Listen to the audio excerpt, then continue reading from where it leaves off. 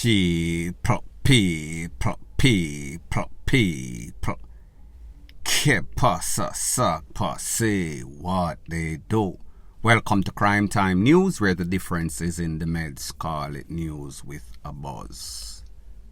The picture that you see on the screen is one of the reasons why sometimes when you're sorry for these little pitney, it worse than if you're sorry for Marga dog that always turn around and bite you. Now I know that a lot of persons are going to say that sounds very insensitive, but people, I am going to explain. The picture that you see is of a young lady, 14 going on to 15. Her name is Kamika Brown, and her daughter Davian Brown, 3 months old. She is 14, I guess just turned 15. She was missing from her house in Moko. Moko is in Clarendon. The parents said the last time that they saw her, she was in her uniform, white blouse and black skirts, going to one of those schools for children that get pregnant prematurely. So therefore, that is the uniform that they wore. She was missing on Thursday of last week. Based on the information that I am getting, she was recently found, or she came back home, she returned home, she and the baby, she is okay.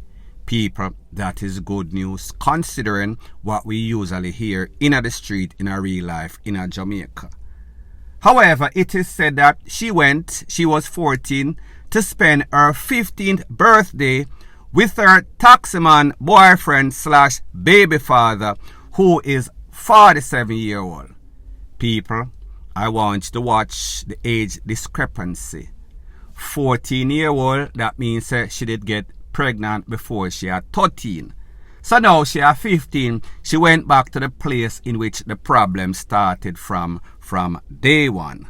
So that is why I say that it is not everybody that say them all look sympathy we should feel sorry for. Not everybody deserve it.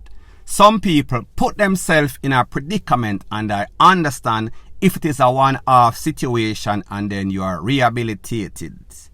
You make better of the mistakes that you make. However, we see this little pitney seems as if she is troubled. Don't know if she needs some sorts of counseling or some sorts of psychotherapy.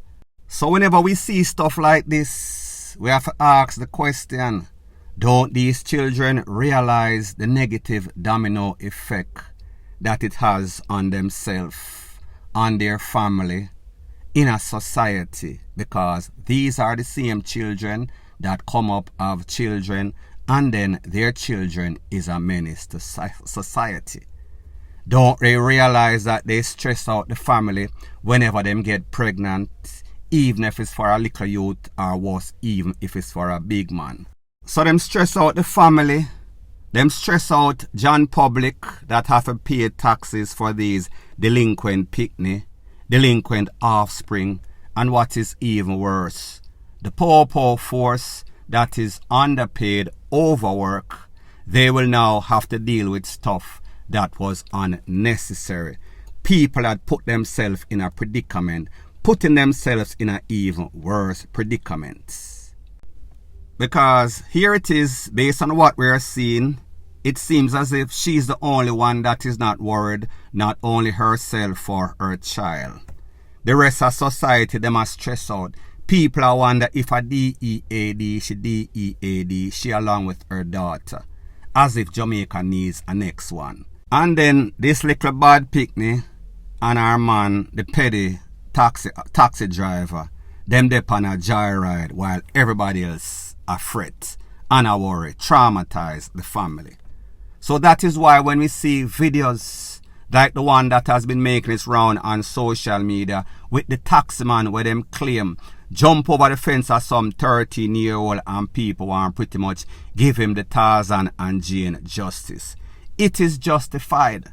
So therefore, you little dirty minibus driver, you little taximen that are out there because of economic reasons, taking advantage of these pitney, the whole owner need to be sent to the afterlife. Point blank and period.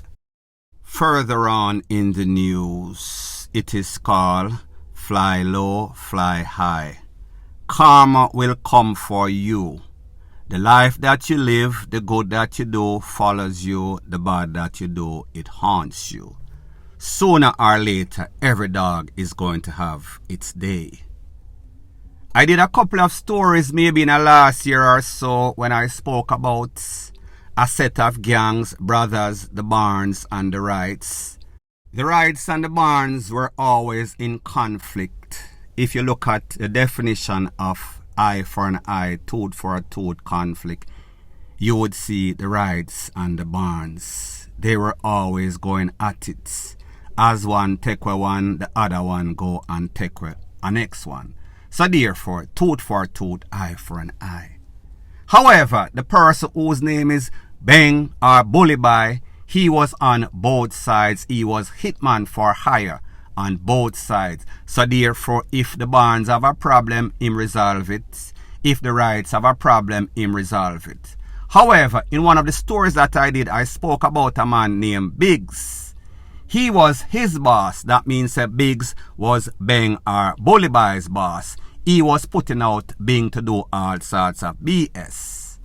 Biggs got himself in some trouble. I think that he was taken out. It is said that this man, BULIBY or BULIBY Bang, he was responsible for the DEATH of a couple of persons lately. Two of those persons, Chadrick, and also a next person called Reagan, amongst other persons that he took away. So like me said, this man is what you would consider a two-sided cutlass. Whichever of the gang them have problem, everybody afraid of him. So therefore he would go take away from this one, take away from that one. But like most criminal elements in a Jamaica, it seems as if them get a hall pass.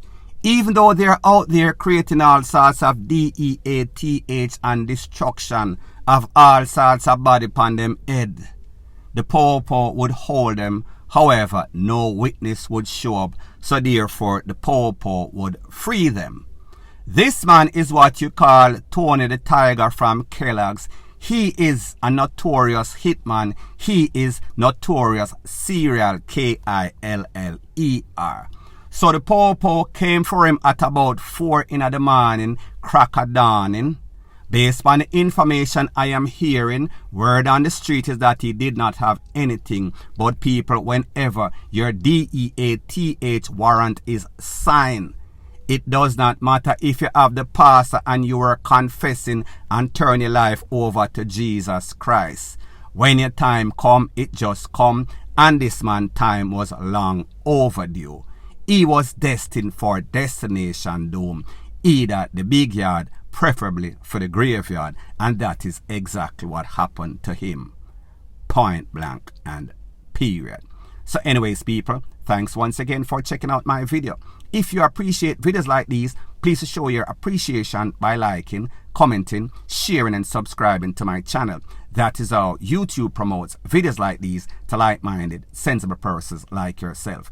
And last but not least, please subscribe to my next channel. It is called Jamaica Dancehall Source. I'll be pinning the link to that channel in the description of this video. Bless up.